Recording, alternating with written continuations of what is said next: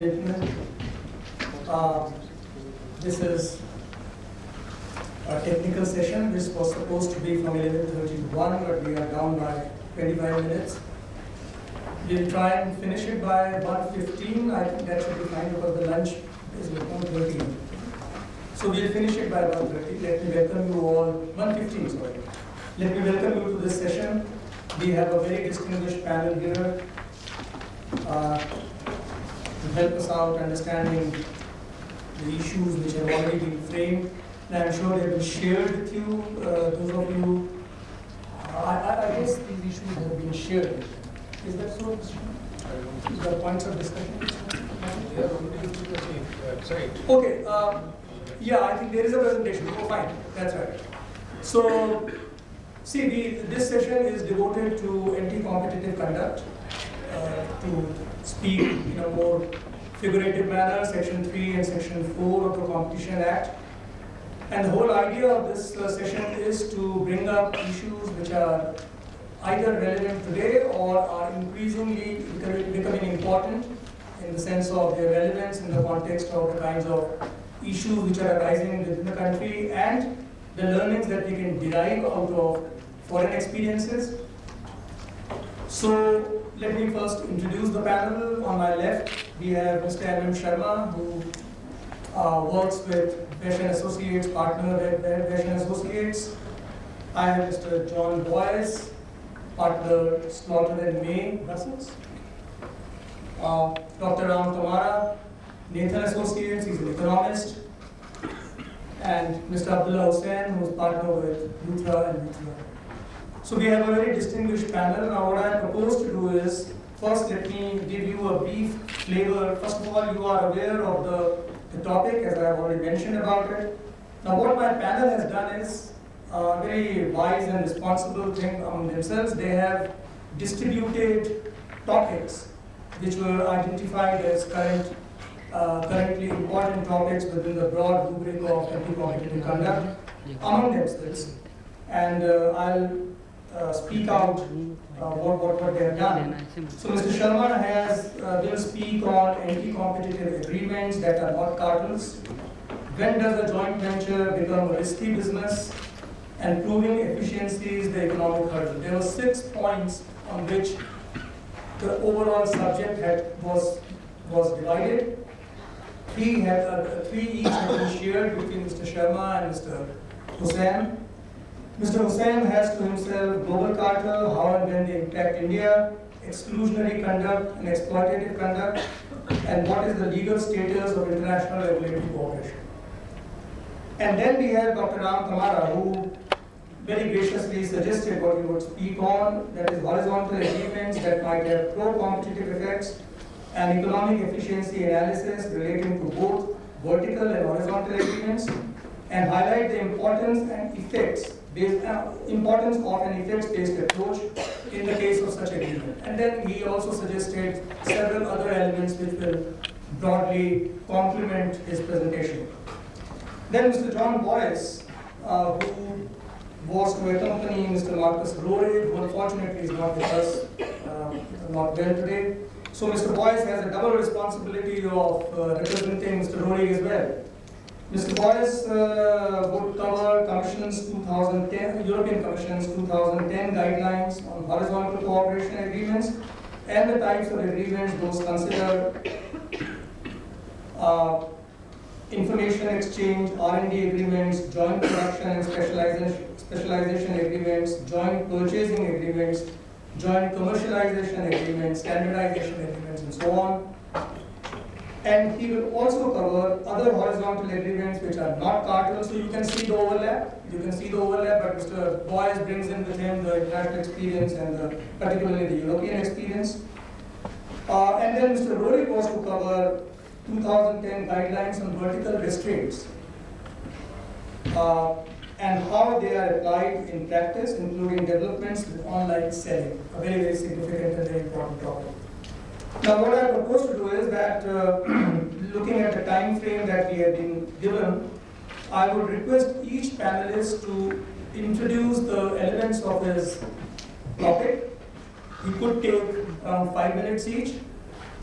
And then we will open it to discussion. The panelists could interact, could interject in each other's perspective, on each other's perspectives, but the floor is open for the House to react and to ask questions, to make comments, to make observations, and so on. I am personally not going to burden you with anything very substantive on my own part, because I don't think it's necessary, keeping in mind that we are 25 minutes down already. And I have a very distinguished panel. I don't have to do any substantive talking in that sense. I have raised 6 questions, and these questions essentially concern horizontal agreements. When do, and I think I'll quickly read out the questions that I have posed to the panelists. And what I have done is I have left it to them. I have left it to them to pick up the question that they want to answer. Because as you can see, there is an overlap, and therefore directing a question to a panelist would not have been proper on my part. So my first question is, according to section 3.3, horizontal agreements producing stated effects are per se anti-competitive. What could be horizontal agreements which are not to be considered as violative of provision? At what point joint ventures which are excluded from the presumption of section 3.3 can commit violation of section 3.3? Something which I'm sure Mr. Sharma and Mr. Boyce would like to respond to. Second is vertical agreements which are not violated by themselves unless they create appreciable adverse effect on competition. Are there any specific economic tools to assess when appreciable adverse effect on competition has been caused? At what point efficiency seeking may lead to anti-competitive consequences? And here I would request Dr. Ram Kamara to chip in and bring in his wisdom. Third is, an IPR owner has been allowed to impose reasonable conditions for protecting any of his intellectual property rights. In India, very little jurisprudence is available on the subject. What could these reasonable conditions be? We could hear from our foreign experts on how this is being handled in the European Union. A given economic development scenario is bound to affect regulators' behavior. Now, this is the specific direction on India's approach to intellectual property. So where does the IPR and the competition law come into effect? Any thoughts on that? Fourth is, determination of relevant market is a key to decide dominance and the consequent abuse of dominance. With the introduction of technology, particularly, this is the same point which I mentioned in the morning and others have also, how technology, particularly the internet-based platforms and new business practices, changing delivery models and services. The question arises firstly to know relevant economic tools for determining relevant market. Secondly, in view of the reported welfare benefits of such disruptive business models, how should the regulators address the situation so that competition is not adversely affected? This is something which I'm sure Dr. Kamara and Mr. Boyce would like to address. Fifthly, Indian law recognizes unfair pricing by a dominant party as an abuse of dominance. This is on exploitative pricing. So we have exclusionary pricing or predatory pricing taken care of in section 4, but exploitative pricing, excessive pricing is not specifically addressed in that section. So wisdom on how excessive pricing, to what extent it has an appreciable adverse effect, and how to decide about a situation of excessive pricing. And lastly, in view of nascent nature of competition law in the country and presence of a large, small sector, is there a case for relaxed treatment to certain class category of entities, both keeping in mind the objectives of economic developments and ease of regulation? We are talking about some kind of a de minimis. Of course, there are mitigation considerations provided in law, but that is only after the process has taken its full force. Similarly, is there a case for prioritizing the regulator's work in sync with national priorities? What about a new venture? Should there be a qualifying period? When and how? This is something which all panelists are free to address. I'll stop here and request Mr. Sharma to make his observations. We will finish the panel and then we will open it for discussion. Thank you so much, Mr. Sharma. Thank you, Mr. Rajiv K. Thank you, sir, for giving this opportunity to me to start the discussion here. I'm very thankful for you having accepted the suggestion which was put forth by all of us to divide some of the topics so that there is going to be a whole lab in any case. But after we have given the opening remarks and the discussion can progress. So now the topic given to me is the scope of section 3.1, that's anti-competitive agreements that are not cartels. And of course joint ventures also we talked about, which are joint ventures and risky and all that. So I very quickly try to cover these, my thoughts in these 5-10 minutes. We all know the anti-competitive agreements which are covered under 3.3 we are talking about. The background is the agreements under 3.3. Under 3.1 we all know any agreement which is between competitors or between enterprises which is likely to cause an appreciable adverse effect on competition in India is void. That's the omnibus provision. But then 3.3 and 3.4 actually categorize these agreements into two kinds. And what though they're not defined like that, but generally it is known as 3.3 covers for agreements which are between the competitors directly. Between direct competitors, the agreements are horizontal agreements. And between competitors who are not actually competitors, who are players who are on the vertical chain of the supply cycle, they are vertical agreements. That is 3.4. So I would be now covering the section 3.3 and just trying to see how, are there any agreements which are covered in 3.3 which are not cartels or which are not sort of horizontal agreement to say so. Thank you, sir.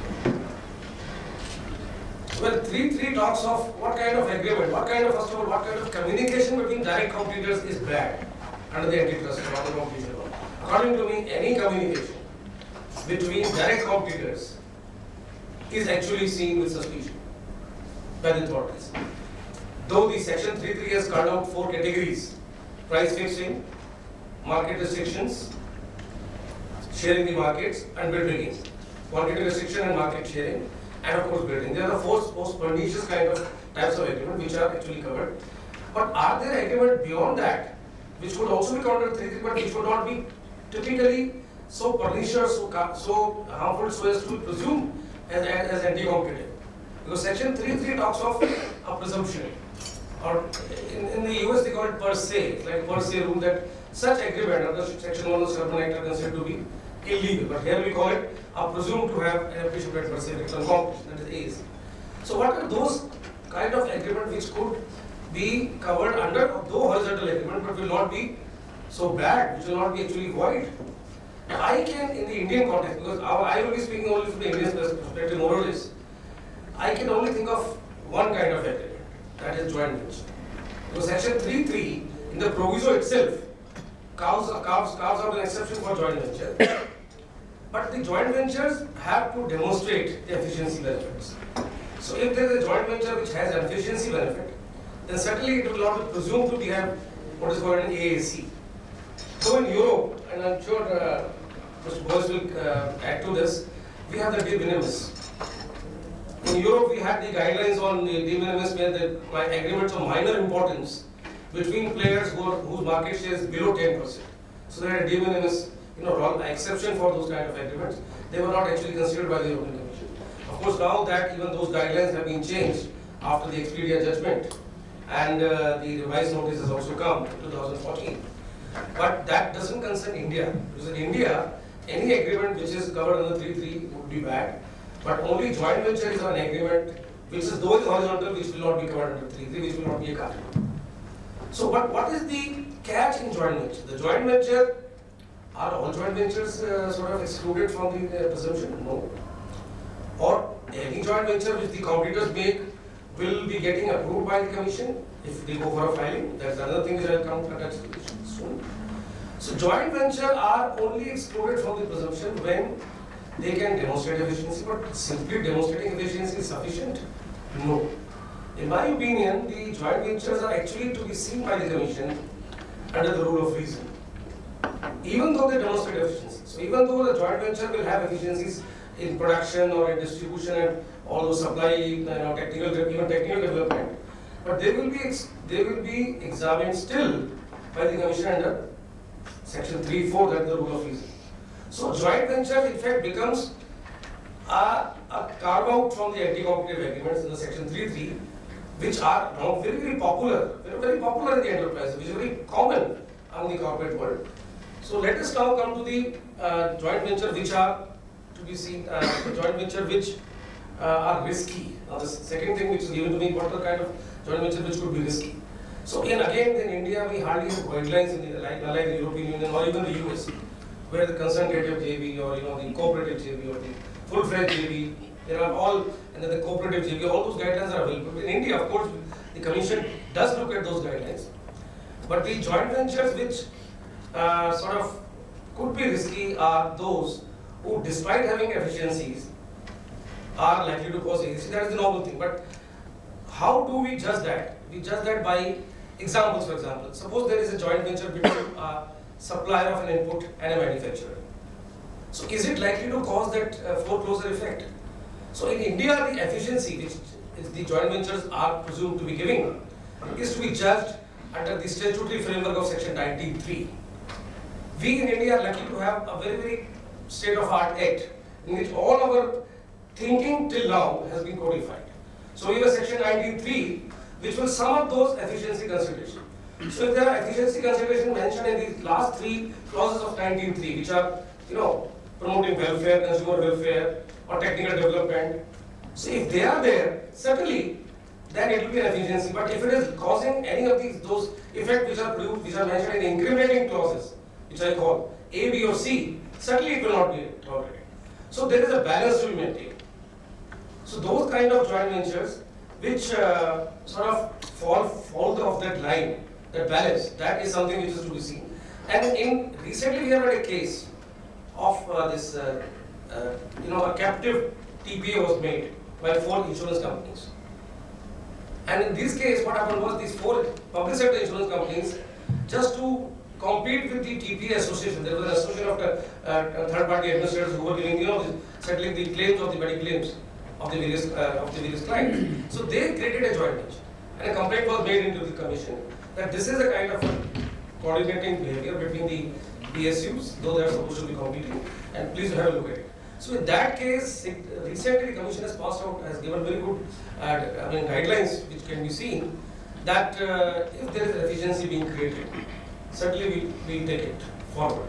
And they have not actually penalized that TPA because they found that there were demonstrable efficiencies, and also they could not find any evidence of any coordination among them on that aspect. That order can be seen very clearly. So joint ventures could be risky only when they fall foul, when they are not able to, show that there is no appreciable adverse effect on that aspect. And the third and last, if I could say, is the joint ventures could also be triggering. So generally speaking, the greenfield joint ventures are exempted. If suppose somebody has to go for a 2 CCI, brownfield, yes, they will come. But again, the 3 factors which the CCI, which the 19(3) talks about, would have to be looked at. So rule of reason would remain always a cornerstone of analyzing joint ventures. And so this is the 3, plot. I could just cover it up in a short summation. And thank you very much. Well, thank you, Mr. Sharma. Can I request Mr. Hussain to make his observations? Hello everyone. I'll start off with the topic of global cartels. And I think we're all familiar with 2 major global cartels that have been in the news recently, that of auto parts and ship lines. And a number of authorities have already taken action against these cartel participants, which may or may not have yet reached Indian shores.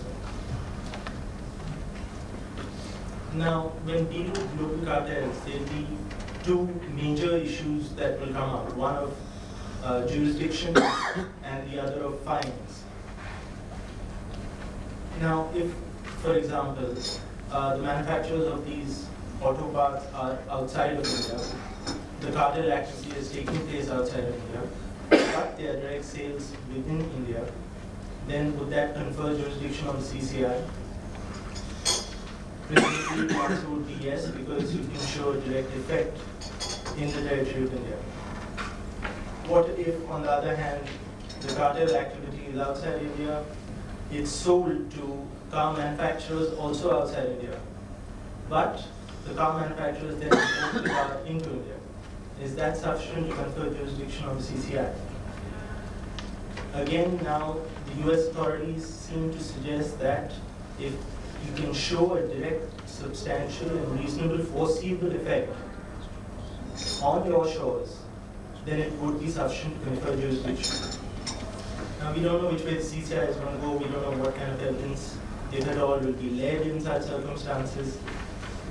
But this is certainly one issue that is going to come up. The EC seems to have followed this example of direct and substantial effect in its wood pulp and Gencor cases. So, in the case of these such transformed goods, the question becomes all the more complex. And how then, coming to the second point, would you calculate fines if any? If there are no direct sales of that cartel product, then how do you determine what the fines are going to be, what the turnover was, what the cartelized activity related to? Now imagine this in my second scenario where it is put into a car that is imported into India. How are you going to calculate the turnover of the company based on which your fine is going to be levied? Is it going to be the final price of the car? That seems a little excessive. How are you going to determine the proportion or the value of that particular input that went into the car, the cartelized product? So all these are very complex and interesting questions that are going to come up. We have, of course, Section 32 of our Act, which explicitly recognizes that if there is any effect in India or acts taking place outside India, that the Commission will have jurisdiction. But of course, this hasn't been used as yet. The second problem in Section 32, it also says that an appreciable adverse effect will have to be proved, which is not the case in a Section 3.3 straightforward cartel agreement which is taking place within Indian shores. That's another issue that's going to arise if Section 32 is applied. The question of follow-on compensation or follow-on damage claims is also going to arise, but that's, I think we can save that for another day because that can take an entire session by itself. My second topic, I believe, was exploitative versus exclusionary conduct. Now, this comes up in the context of Section 4 abuse. And really the whole question here is whether an agreement with an end consumer is going to be covered by Section 4 or not. You have a dominant player in the market. That dominant player enters into agreement with an end consumer. That agreement is said to have some abusive terms. The question is, how does that affect competition? Is the CCI meant to look at pure exploitative or abusive terms with the end consumer, or is the CCI meant to look at how these terms affect the overall competition in the market? If these exploitative terms do not hamper their competitors, then should the CCI still be looking into it? Or is it more of a consumer issue? Is it more of an issue that should be taken before the civil courts rather than the competition authority? Which is also the case when you look at excessive pricing. Again, and just to touch on a topic so that you brought up. Again, under Section 4, excessive pricing is something that relates directly to the end consumer. Is that an area where the CCI wants to enter into? Do they want to be price regulators? These are all questions that still remain unanswered. So far, the CCI has not taken any direct action in excessive pricing cases, although there is an indication in the spare parts case that it may look at such matters. I think these were the two broad topics that I would like to cover in my opening remarks. I'd also like to respond to the Section 3 if I have any time there. I'll just respond to Mr. Sharma's earlier comment on Section 3.1 and the scope. Now, if I understand correctly, sir, he said joint ventures is what falls out of the scope of 3 and 3.4. Sir, if I may say so, the responses be made after everyone has made his presentation, but I will of course have to add. You may add No, anything. this is, since he still had a time, a minute left to All his. right. Most I welcome. will. So I'm just giving you the benefit of a shorter presentation. 30 seconds. So the CCI has in fact, in 2 cases, already stated that agreements that don't fall strictly within the scope of section 3.3 or 3.4 may still fall within the scope of 3.1. It doesn't have to be a horizontal agreement that fixes prices or production or shares markets. It doesn't have to be a vertical agreement. We have the famous case of Hiranandani in 2014. This was set aside by the compact, but not on this issue. On the finding on this issue remains intact. This was also followed by the CCI in another case, Vinayak Pharma versus the divisional sales manager of Alcom, the 2015 term. So this principle seems to be intact, that agreements may not fall within 3.3 or 3.4, but still get covered under 3.1. But there is some inconsistency because in another case of financial system and software, the CCI declined to exercise jurisdiction and examine that agreement under 3.1.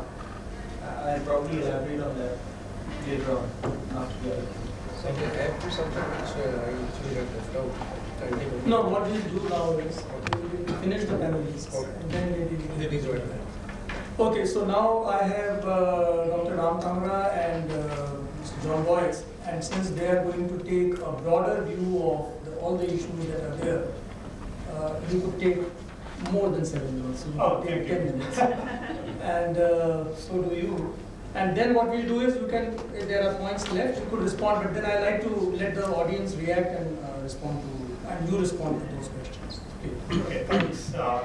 Kiran. Being the lone economist on this panel, I'll just stick to what I know best. I will not go into the legality of certain things that I'm going to talk about, but more keep it to the economic arguments which underlie some of these horizontal as well as vertical agreements. As Mr. Sharma already pointed out, horizontal agreements, typically when someone refers to it, they talk about cartels. And from an economic perspective as well as from a legal perspective, cartels are frowned upon. The reason being, cartels stifle competition, they confer monopoly power to collectively to a group of producers who are trying to collude. And as a result, they have a significant negative impact on what we call consumer surplus, or consumer welfare. Now, again, almost all jurisdictions frown upon cartels, and they are per se illegal. And so, from a European context, you look at object and effects. The object of such agreement among producers is construed to be anti-competitive, and there is no question into whether they might have any presumed pro-competitive effects. However, there are a set of agreements which we see very commonly being entered into between competitors and potential competitors, which go beyond the object, and one likes to take a look at the effects. So when we say effects, we're basically talking about whether there is any positive impact resulting from such agreements, and if those positive effects or pro-competitive effects outweigh the anti-competitive effects that those agreements might actually confer. Now, I think John is going to be talking a little bit about the European context as well as the specific types of agreements which have been recognized as horizontal agreements where there is pro-competitive effect. What I will talk about is just give an anecdote from an industry which I recently got to know, and this is the semiconductor industry. As you all know, semiconductors pretty much are ubiquitous. They are everywhere. They are in every electronic product that we use, and they're extremely tiny. and almost seem insignificant, but they're the brains behind all the electronics that we use in our day-to-day life. However, the semiconductor is a very specialized, highly technical product, and there's extreme competition which happens in the marketplace between the producers of semiconductors. Now, there is something called the Moore's Law, which actually characterizes how semiconductors have evolved, or the progress which we see in the semiconductor industry. So the Moore's Law basically says that every 2 years, there is a doubling of the number of transistors, which are small electrical components which go into a semiconductor, which itself is microscopic.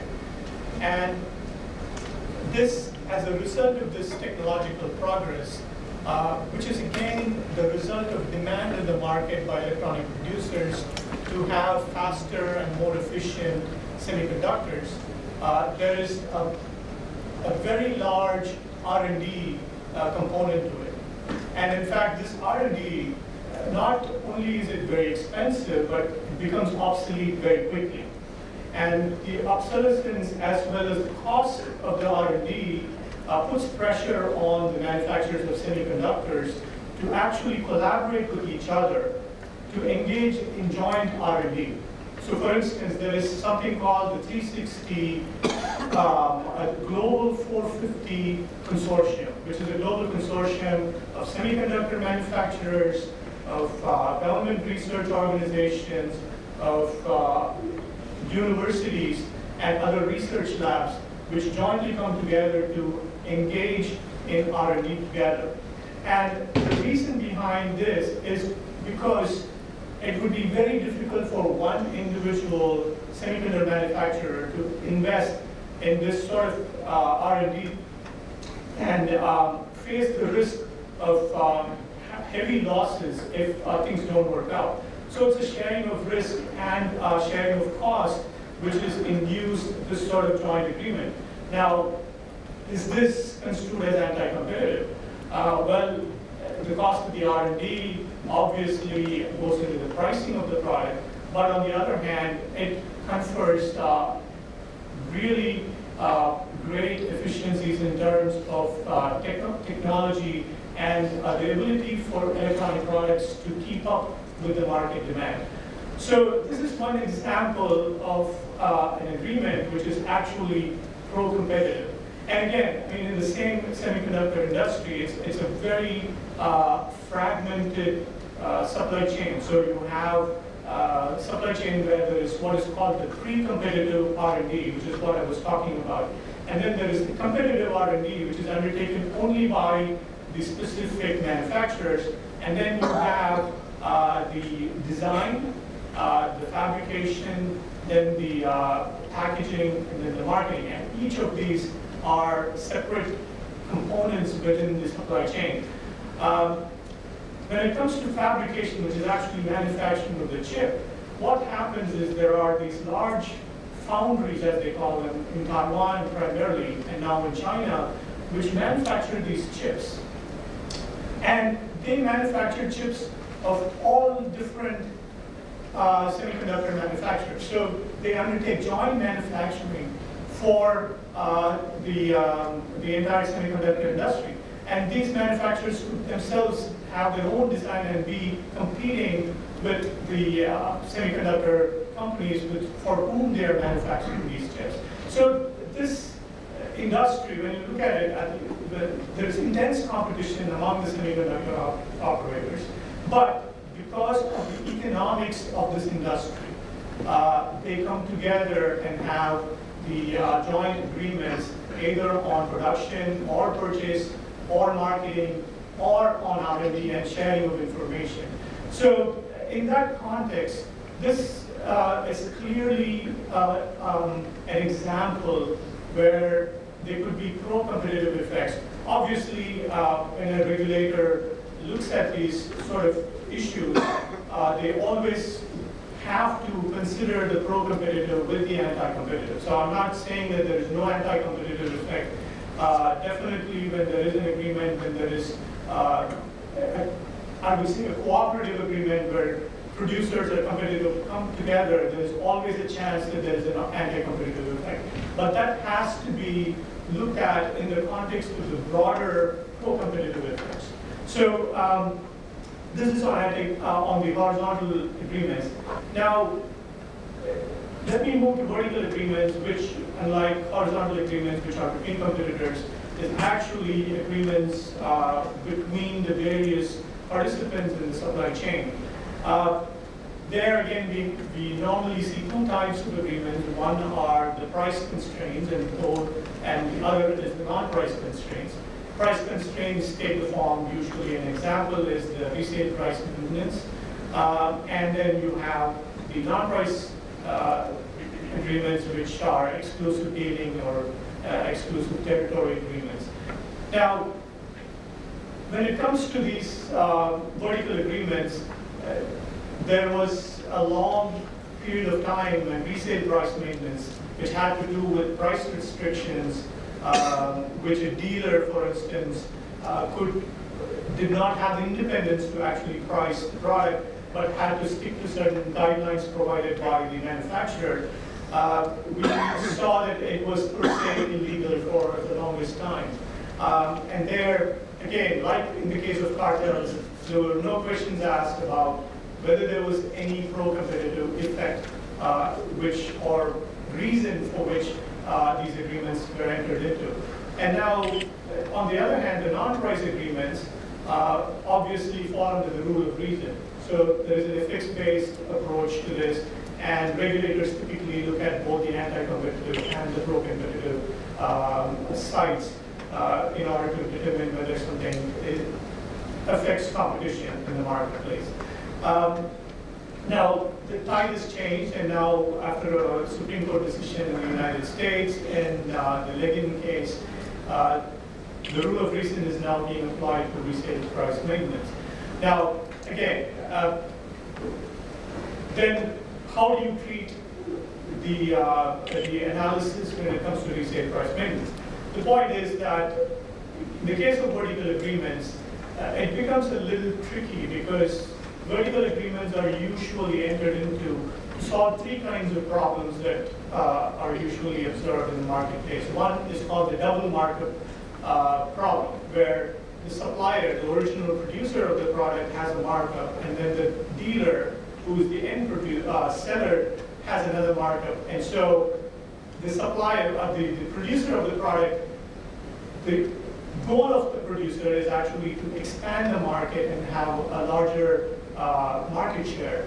And if there is a double markup, it does not help the producer in competing with the other producers in the marketplace. So that's the double markup problem. The second is the free rider problem, where dealers of the same producer might be free riding on investments which are being made by one dealer. So that again is solved through these vertical agreements. And the third problem is the investment holder problem. For instance, there might be industrial markets where the dealer has to undertake certain investments in order to help the seller or help the producer reach out to the end consumers. And again, this is a problem, incentivizing them to enter into or making those investments is a problem. So these are the reasons why you see these vertical agreements. And so unlike in the case of a horizontal agreement, let's say in the case of a merger, where there are efficiencies which we can calculate by looking at the prices which result after the merger and comparing the costs after the merger and seeing if any of the efficiencies resulting from the merger are being passed on to the end consumers. It's very difficult in the case of vertical agreements to actually compute because we're talking about the quality of service, the information which is being given to the consumers, or the after-sales service and so on. And these are all subjective because it depends on every individual consumer, and it's not very easy to attribute a price or an effect directly to such activities which are undertaken in the case of these vertical agreements. So it requires a specialized approach to deal with it. I will stop here and, I'd be happy to answer any questions relating to this. It's a student question.